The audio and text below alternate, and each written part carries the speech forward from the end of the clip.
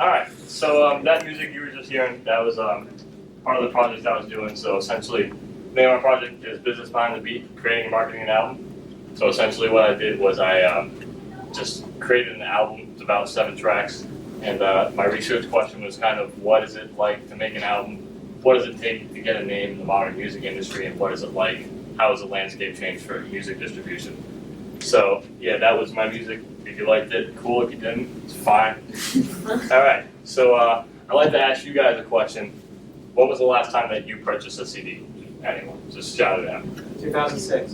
2006? That's a great answer. 2007. 2007? Kids Ball. Last year. Kids Bop. That's a great one. I love Kids Bop. 2010 Linkin Park. So years ago, right? Years ago?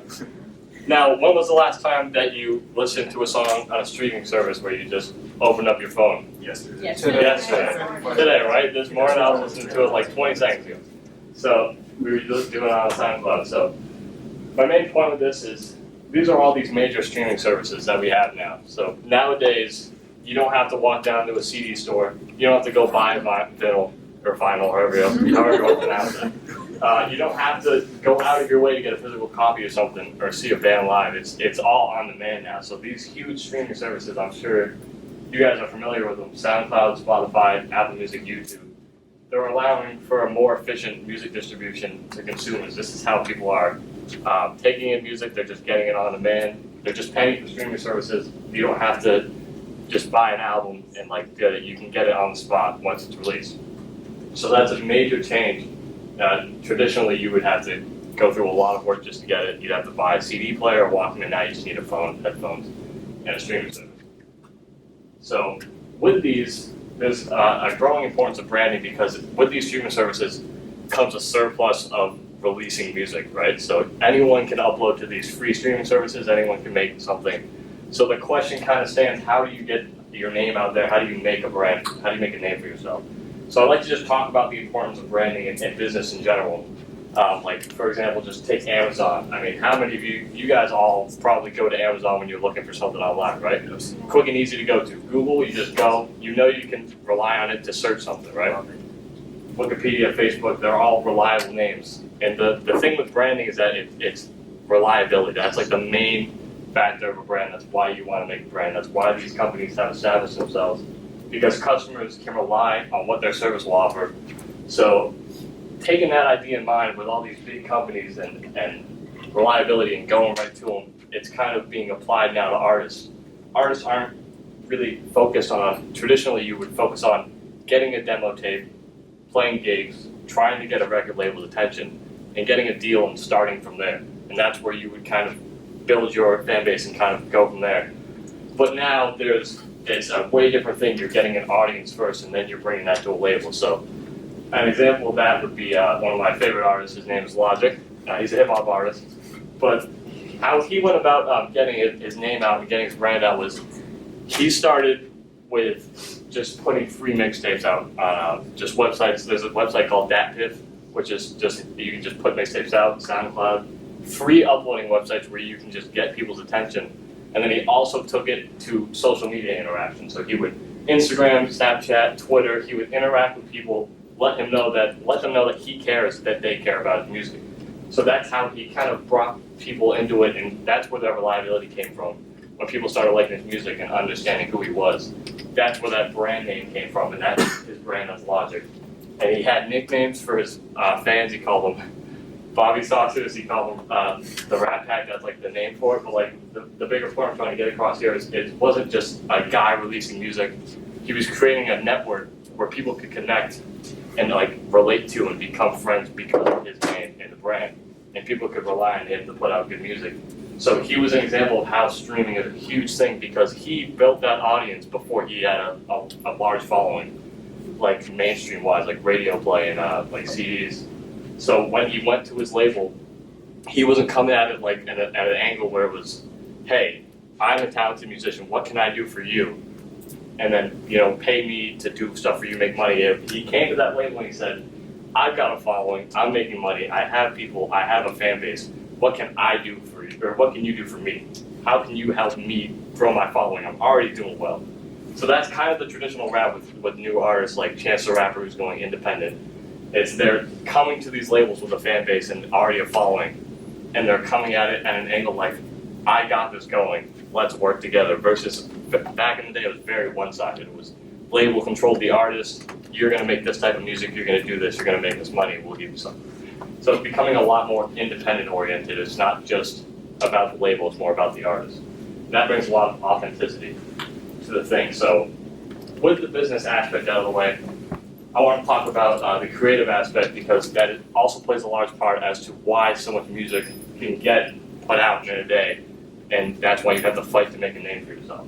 So this picture right here is kind of traditionally what you would need to make a track, right? You need live drummers, live musicians, live vocalists, you need a mixer, you need someone to manage everything, you need a whole crew, you'd have to fly people in, you'd have to pay for equipment. I learned that from Jimmy Parr, who's one of my outside mentors who helped me kind of get into that, and he's been in the industry for a while. So that's typically what it would look like to make a track, just one track really. That's all you need today. It's just a program on a computer, a mouse, and a keyboard. This specific program is the one I use. It's called FL Studio. FL stands for Fruity Loops. So yeah, that's the one I use.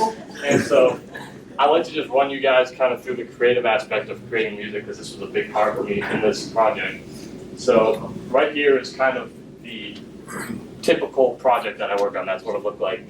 You'll notice there's not any live vocal recordings. It's all very patterned, it's digital. It's not live recording of someone doing something. It's me programming it into a sound on a computer. And that's why there's these things called patterns, and it looks like you can see the notes, which I'd like to get into next. It's MIDI programming. So I'm not exactly sure what MIDI stands for, not gonna lie to you. But these are MIDI notes. So essentially what these are is there's different frequencies that each one will be at. So this is an example of a chord structure I had for a song I made. So it would be a piano sound. So this has made like a huge wave, like not just for pianos, but drums and everything, instruments. This is how people make digital music, like they make it digitally. You just plug in notes and they play at different frequencies, so that you'll have a vocal sample of something, and they can manipulate it so that it can sound like a real instrument. And that keyboard I was showing you, I can go back to it. This keyboard can act as an instrument for anything. You could play guitar like that, or piano, or anything. And these pads are for like drums and stuff like that. So those are those MIDI notes come in, and it can be really dynamic, it can be really robotic, it depends on how you want to do it. And that gives a lot of flexibility, creativity, and now you can do a lot more technically. As you'll hear, just modern music has become a lot more, there's a lot more you can do with it. There's like dance music, and now there's a lot of stuff where people can just mess with sounds. It's not like a jazz saxophone you're picking up and you have a default sound. And so these are the plugins. These are typical plugins I use. A plugin is just something, it's kind of like a digital recreation of an instrument. So first, there's a wide variety of plugins. So like this one right here is called Harmor. So this one is more like electric tunes. So it would be, I don't know how to think of it, but if you ever listen to like electric songs, like those little sine waves you hear, stuff like that, like the digitally recreated stuff, that's where those come from. These two right here. This one's called Town Noisemaker. So these kind of recreate sounds. They're not replicating them, they're kind of creating it using frequencies, and it's all digital. Versus these two right here, this one is called Addictive Keys, and this one's Addictive Drums. So those two, those are plugins that take instrument samples, and it's more, like the FL Studio I worked in doesn't have great stock sounds, so you kind of have to pay for quality. But like the Addictive Drums, they took live drum samples and they sound very real and rich. And the same with Addictive Keys, they take real pianos and they make them sound good.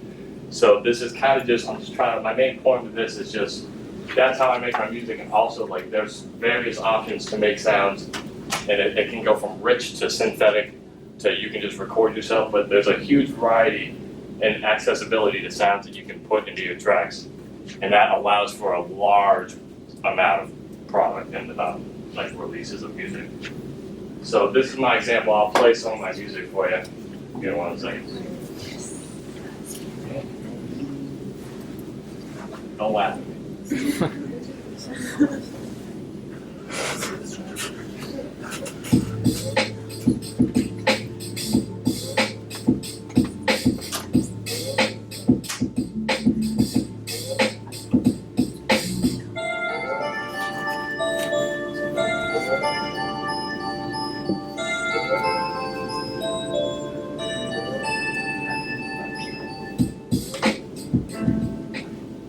these piano chords are those notes I was showing you. That's what those notes sound like. I'm being my own man, shouts to the own man, plus I can own man, step to the mic, give you eyes like a showman, trust like a showman, best in the show, so we having a flow, man. I can walk up the stopping me when I get going, confidence is overflowing, they be knowing cause it's showing. Making it room with the mic and the drum machine, you'll need a quarantine, cause anything that come out of that room is simply doomed to be infectious. Putting puzzle pieces together like this shit Tetris, such all on the easiest difficulty, like not a game, so I go hard, just some basics for that shit.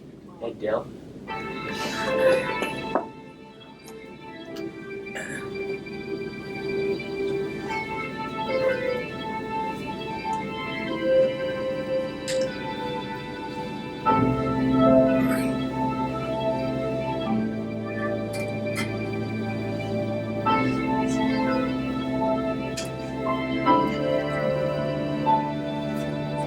Don't wanna regret my days. Stuck in the lab, man, life is a drag, and I'd rather be soaking up race. But I'm making it rain, you better believe I'm better and better than you. There's Knock down, swear get word. right back up again. I'm with the fire like a sense of fair. Jotting down notes on my phone when I'm flying to the sky like a Superman. Trying to see the city, not the future, looking pretty, living life on Mars, looking nice with the boss. So that was that.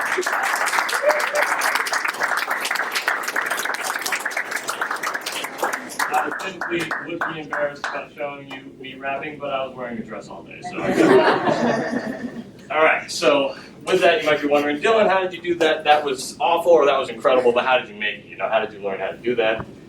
So I'd like to just talk a little bit about the accessibility, as I was talking about how anyone can really learn how to do this. This is a YouTube channel. It goes by the name of VisuWorks Beats, and it's essentially just a tutorial channel. So it teaches people how to do it and what to do. It teaches like basic music theory. So really anyone can just pick up any digital audio workstation. There's a couple of examples of me. That's mine, the FL Studio, Logic. I'm sure you guys have used GarageBand. That's GarageBand. That one's Ableton Live. So there's a wide variety of digital audio workstations that you can use, and there are millions of videos that will teach you how to use it at an instant, like a click away. It's no longer you're going to learn music theory. You're not going to piano class. You're not going to learn how to play the drums. It's you sitting at your computer watching YouTube videos, and you can learn how to do this. Anyone can really do it. There's no barriers anymore really concerning education because it's all out there. So these channels have made businesses off of this. They are selling like books on music theory, how to do it, offering private lessons. So that was a really big thing I wanted to touch on because that helped me, and that's, if anyone like wanted to do this, that is an option for you to go to. I also wanted to just touch on the reason I did this project was to kind of show people like, don't worry what people think about you, just kind of like if there's anyone that is into this, just go for it. Like look at me, I did it, you know what I mean? Like, how did I do that? Like, so that was my main point going into it, and like, the main thing that I took out of this project was just how much it takes to make an album and try to get a fan base. Because as I said, the music industry, the landscape has changed. There's so many different methods for music distribution, how to make it, what it sounds like, how to gain a fan base.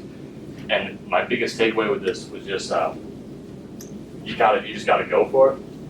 And it taught me a lot about myself. It taught me a lot about things. It helped me like respect the art music people make. Like I used to kind of judge people, but then doing this and going through this process, you kind of understand like, wow, it takes a lot of effort to make something sound good. I've been at it for 2 years and that was awful. So, that's pretty much it. I mean, I guess I'm open for questions now.